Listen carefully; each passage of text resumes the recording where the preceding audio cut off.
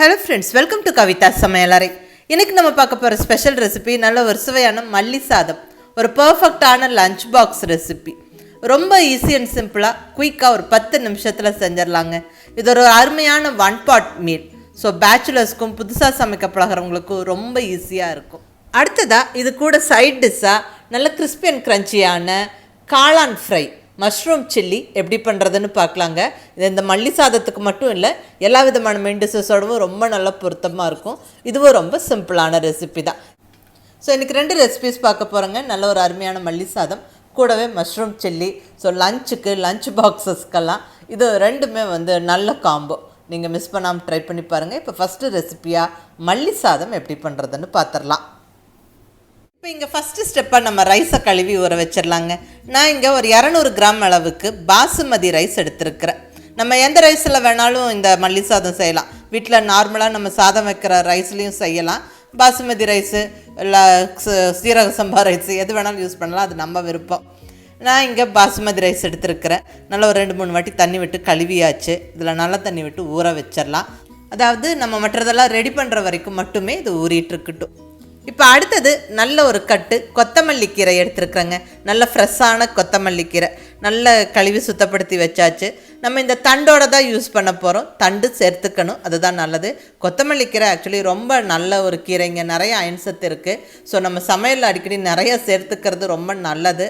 அதுவும் இந்த மாதிரி சாதமெல்லாம் செய்யும்போது ரொம்ப நல்ல டேஸ்ட்டாகவும் இருக்கும், ரொம்ப ஹெல்த்தியான டிஷ்ஷாகவும் இருக்கும். ஸோ இப்போ மிக்ஸி ஜாரில் கொத்தமல்லி கீரை சேர்த்தாச்சு. அடுத்ததாக பச்சை மிளகா, காரமான பச்சை மிளகாய் 3 சேர்த்துக்கிறேன். நீங்கள் உங்களுடைய டேஸ்ட்டுக்கு தகுந்த மாதிரி அட்ஜஸ்ட் பண்ணி சேர்த்துக்கோங்க. இது கூட ஒரு 6 பல் பூண்டு, கூடவே ஒரு 1.5 இன்ச் அளவுக்கு இஞ்சியை நல்லா அந்த மேலே தோலெல்லாம் எடுத்துகிட்டு சின்ன சின்ன பீசஸாக கட் பண்ணி போட்டாச்சு. இது கூட ஒரு 2 டேபிள் ஸ்பூன் அளவுக்கு துருவின தேங்காய். இந்த தேங்காவோடு சேர்த்து நம்ம அரைக்கும் போது நல்லா அரைப்படும், ரொம்ப நல்லாயிருக்கும் டேஸ்ட்டும் கூட. ஸோ மிஸ் பண்ணாமல் தேங்காவும் சேர்த்துக்கோங்க. இப்போ கொஞ்சமாக தண்ணி விட்டு நல்லா ஃபைன் பேஸ்ட்டாக அரைச்சிடலாங்க. பாருங்கள், இந்த அளவுக்கு அரைச்சிக்கணும். நல்ல கமகமன்னு வாசனையோட நம்மளுக்கு அருமையான அந்த கொத்தமல்லி பேஸ்ட்டு ரெடி ஆகிடுச்சுங்க. இப்போ நம்ம தாளிச்சிடலாம். குக்கரில் தாளித்து விட்டுடலாம். டக்குன்னு நம்மளுக்கு குயிக்காக சாதம் ரெடி ஆயிரும். இப்போ இங்கே குக்கரில் ஒரு 2 ஸ்பூன் ஆயில் சேர்த்துக்கிறேன். கூடவே 1 ஸ்பூன் அளவுக்கு நெய், கீ சேர்த்தாச்சு. இப்போ இந்த நெய் நல்லா உருகி இந்த ஆயில் நல்லா சூடானதுக்கப்புறம் நம்ம ஹோல் ஸ்பைசஸ் சேர்த்துடலாங்க. அது என்னென்ன நம்ம சேர்த்துக்கிட்டே பார்த்துடலாம். 2 துண்டு பட்டை, 1 பிரிஞ்சி இலை, 3 கிராம்பு, 2 ஏலக்காய், கொஞ்சமாக கல்பாசி, ஸ்டோன் ஃப்ளார். இது நல்ல ஒரு வாசனை கொடுக்கும் நம்மளுடைய சாதத்துக்கு. இருந்தால் சேர்த்துக்கங்க, இல்லைன்னா ஸ்கிப் பண்ணிக்கலாம். அடுத்ததாக கொஞ்சமாக சோம்பு, 1 டீஸ்பூன் சோம்பு சேர்த்தாச்சு. இந்த ஸ்பைசஸ் எல்லாம் நல்லா பொரிஞ்சதுக்கப்புறமா நல்ல ஒரு 10 முந்திரி பருப்பு சேர்த்துக்கிறேன். இதுவும் நல்லா செவக்க வறுத்து விட்டுக்கலாம்.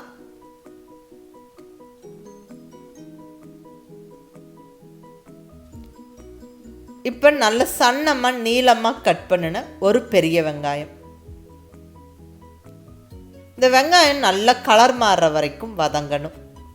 ஸோ ஸ்டவ்வை மீடியம் ஃப்ளேமில் வச்சுக்கிட்டு நல்லா பொறுமையாக ஒரு 2 நிமிஷம் வதக்கி விட்டுருங்க. வெங்காயம் நல்லா வதங்கிருச்சு. இப்போ இந்த ஸ்டேஜில் நம்ம அரைச்சி ரெடியாக வச்சுருக்கிற அந்த கொத்தமல்லி பேஸ்ட்டை சேர்த்துடலாங்க. கொத்தமல்லி பேஸ்ட்டு சேர்த்து நல்ல ஒரு நிமிஷம் வதக்கி விட்டுருவோம். ஏன்னா இதில் எல்லாமே நம்ம பச்சையாக சேர்த்து அரைச்சிருக்கிறோம். இஞ்சி பூண்டெல்லாம் ராவாக அரைச்சிருக்கிறோம். ஸோ நல்லா அந்த பச்சை வாசனை போகிற வரைக்கும் வதக்கி விட்டுறணும். இப்போ ரைஸ் வேக வைக்கிறதுக்கு தேவையான அளவு தண்ணி விட்டுக்கலாம். நான் இங்கே பாசுமதி ரைஸ் 1 கப் எடுத்துருக்கிறேன். ஸோ 1.5 கப்பு தண்ணி எடுத்துருக்கிறேன். பாசுமதி ரைஸுக்கு 1க்கு 1.5. இதே நீங்கள் நார்மல் ரைஸ்னால் 1 கப் ரைஸுக்கு 2 கப்பு தண்ணி வச்சுக்கோங்க. இப்போ தேவையான அளவு உப்பு சேர்த்துடலாங்க. நான் இங்கே கல் உப்பு சேர்த்துக்கிறேன். நல்லா கலந்து விட்டுருவோம். நல்ல தண்ணி கொதித்ததுக்கப்புறமா நம்ம ரைஸ் சேர்த்துக்கணும். பாருங்கள், தண்ணி நல்லா கொதிக்க ஸ்டார்ட் ஆகிடுச்சு. இப்போ நம்ம கழுவி ரெடியாக வச்சுருக்கிற ரைஸை நல்லா தண்ணி வடிச்சிட்டு சேர்த்து விட்டுறலாம்.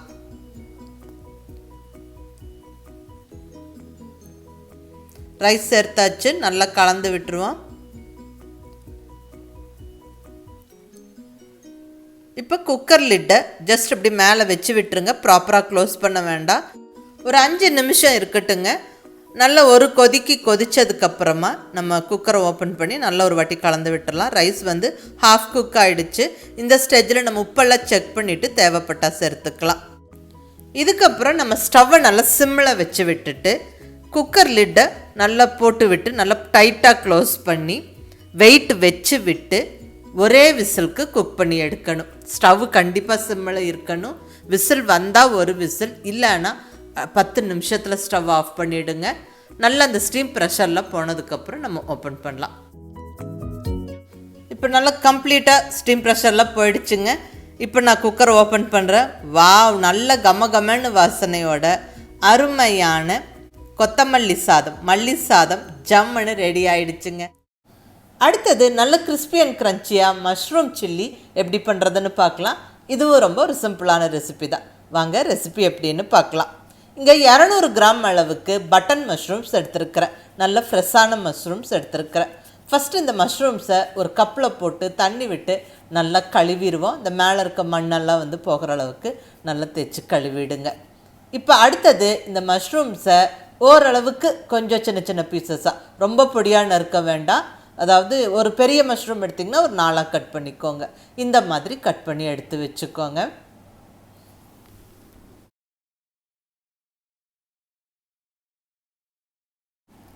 பாருங்கள், எல்லா மஷ்ரூம்ஸும் நல்லா கட் பண்ணியாச்சு. இது அகைன் அந்த கப்பில் போட்டு விட்டுருவோம். இப்போ நம்ம மஷ்ரூம் ஃப்ரைக்கு மசாலா ரெடி பண்ணிக்கலாங்க. தேவையான பொருட்கள் எல்லாம் எடுத்து வச்சாச்சு. இங்கே ஒரு அகலமான பவுலில் ஒரு 3 டேபிள் ஸ்பூன் அளவுக்கு கார்ன்ஃப்ளவர் சேர்த்துக்கிறேன். அடுத்ததாக 1 டேபிள் ஸ்பூன் மைதா, ஆல் பர்பஸ் ஃப்ளார். இந்த மைதா சேர்க்கறதால மசாலா மஷ்ரூம் மேலே நல்லா பைண்ட் ஆகும். அடுத்தது 2 டேபிள் ஸ்பூன் அளவுக்கு அரிசி மாவு, நல்ல கிறிஸ்பியாக வரும் மஷ்ரூம் ஃப்ரை. அடுத்தது ஒரு 2 டீஸ்பூன் அளவுக்கு காரமான மிளகாய் பொடி, கூடவே 1 டீஸ்பூன் காஷ்மீரி மிளகாய் பொடி. இதில் பெருசாக காரம் இருக்காது, ஆனால் இந்த மஷ்ரூம் ஃப்ரைக்கு நல்ல ஒரு கலர் கொடுக்கும். கூடவே 1/2 டீஸ்பூன் கரம் மசாலா, 1 டீஸ்பூன் மல்லிப்பொடி. அடுத்ததாக தேவையான அளவுக்கு உப்பு. அடுத்தது 1 டீஸ்பூன் அளவுக்கு ஜிஞ்சர் கார்லிக் பேஸ்ட். ஃபஸ்ட்டு இந்த பொடியெல்லாம் நல்லா கலந்து விட்டுருவோம்.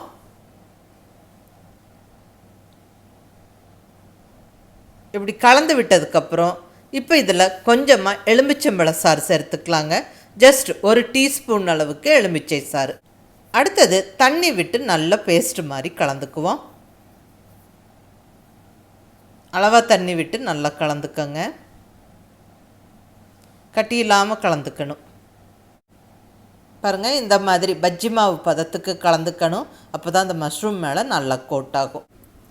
பாருங்கள், இந்த அளவுக்கு நல்ல பஜ்ஜி மாவு மாதிரி, அப்போ தான் மஷ்ரூம் மேலே நல்லா கோட் ஆகும். அவ்வளோதான், நம்மளுக்கு மசாலா ரெடி. இப்போ இதில் மஷ்ரூம்ஸை சேர்த்துருவோம். கட் பண்ணி வச்சுருக்கிற மஷ்ரூமை கம்ப்ளீட்டாக சேர்த்தாச்சு. நல்ல இந்த மசாலா எல்லா மஷ்ரூம் மேலேயும் நல்லா கோட் ஆகிற மாதிரி நல்லா ஈவனாக கலந்து விட்டுருங்க. பாருங்கள், நல்லா கோட் ஆகிடுச்சு. இப்போ இதை ஒரு தட்டு போட்டு மூடி எடுத்து வச்சிடலாங்க. ஒரு 10 நிமிஷம் இருக்கட்டும். இப்போ இங்கே ஸ்டவ்வில் கடாய் வச்சாச்சு. கடாய் சூடானதுக்கப்புறம் பொரிக்கிறதுக்கு தேவையான அளவு எண்ணெய் விட்டு நல்லா சூடு பண்ணியாச்சு.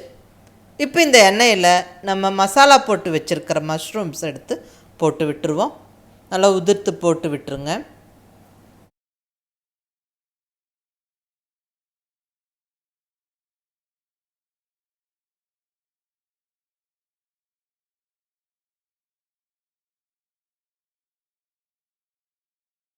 மசாலா போட்டு வச்சுருந்த மஷ்ரூம்ஸை 2 பேட்சாக நான் ஃப்ரை பண்ணி எடுத்துக்கிறேங்க. நல்லா இப்படி தள்ளி தள்ளி போட்டு விட்டுட்டு ஒரு குச்சி வச்சு இப்படி தள்ளி தள்ளி விட்டு நல்லா ஃப்ரை ஆக விடுங்க.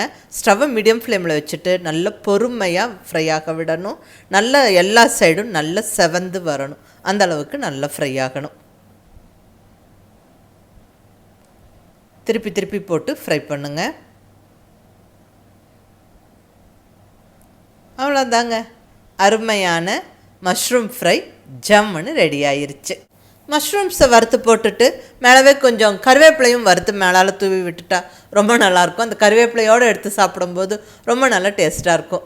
இது இந்த கொத்தமல்லி சாதத்துக்கு மட்டும் இல்லை, எல்லா விதமான மெயின் டிஷ்ஷஸோடவும் இந்த மஷ்ரூம் சில்லி ரொம்ப நல்லா பொருத்தமாக இருக்கும். மிஸ் பண்ணாமல் இந்த 2 ரெசிபீஸும் ட்ரை பண்ணி பார்த்துட்டு எப்படி இருந்ததுன்னு உங்கள் ஃபீட்பேக் சொல்லுங்கள். லஞ்ச் பாக்ஸுக்கெல்லாம் இது ரொம்ப ஒரு ஈஸியான ரெசிபீஸுங்க, ரொம்ப நல்லாயிருக்கும், கண்டிப்பாக ஹெல்த்தியானதும் கூட. ஸோ செஞ்சு பார்த்துட்டு எப்படி இருந்ததுன்னு உங்கள் ஃபீட்பேக் சொல்லுங்கள். பிடிச்சிருந்தால் லைக் பண்ணி ஷேர் பண்ணி கமெண்ட் பண்ணுங்கள். கவிதா சமையலறை சப்ஸ்கிரைப் பண்ணி என்னுடைய மற்ற ரெசிபீஸும் வீடியோஸும் பாருங்கள். தேங்க்யூ.